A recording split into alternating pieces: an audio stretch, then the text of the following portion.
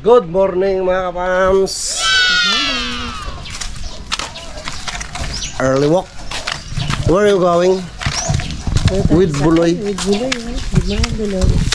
Ito tayo na, maghanap tayo na tinapay. Magkahanap ng tinapay. First day in the morning, maghanap ng pagkain. Let's go. Ito napuyat. Napuyat. May katwiran. Pag napuyat, pakainin, pandesal. Bago matulog. At bago matulog. Matulog pala. Tulog ulit. Tulog lang idlit. Good morning, Philippines. Earth. Kasi mga katatapos na ng ulan yata. Hindi naman, no? Kagabi pa natapos. Laking aso na yan, no? Huwag pa naman ang aso. Hindi naman sumasama yan. Susunod-sunod lang yun. May limitasyon. May limitasyon. Wala pa siyang teritoryo dito. Paano na abang bibili na pandesal.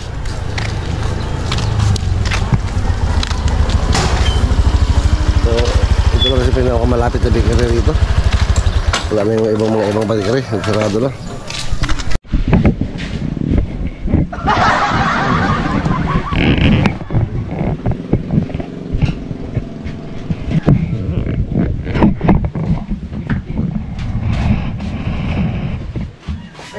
Ano yung mga ganyan? Mga 150. Sinakapaya daw, 30. Araw. 30 ka po. Nalista na 30 kanya. Wala ko. Kaya tatay lang po. 30. Ay, mo pa na ito. Ha? Ilan?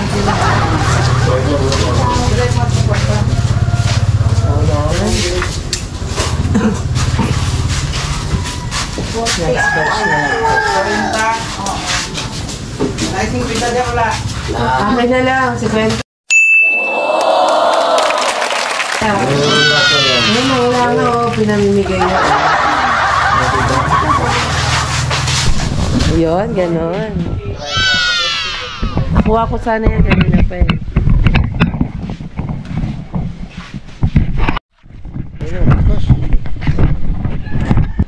Nakabili na tayo. Nauna pa tayo tuloy kasi mayroong bakanting 50. Ay, naku pa sana nakuha yun. Eh, sabi mo nga, ano natin. May mga naka-order kasi yan. Pero wala, iba. Baka nainip na yung order. Malis na. Nagtampo sa pandesal. Hey, jackpot. Mabilisan yan eh. Iyo agad, okay?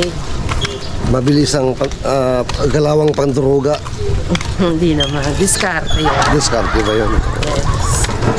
Diskarte kinasanayan. Hindi. Galawang Maynila. Hindi rin. Ay, hindi yun. Nagtanong naman si Manong eh. Sasagot ka lang. May nagtanong, sumagot. Hindi naman mat. Mabilisan ang sagot. Buti lang, hindi mat tinanong. Kaya sabi, 50. Times 10. Boto mo lang times. Kung may times yun, yari ka.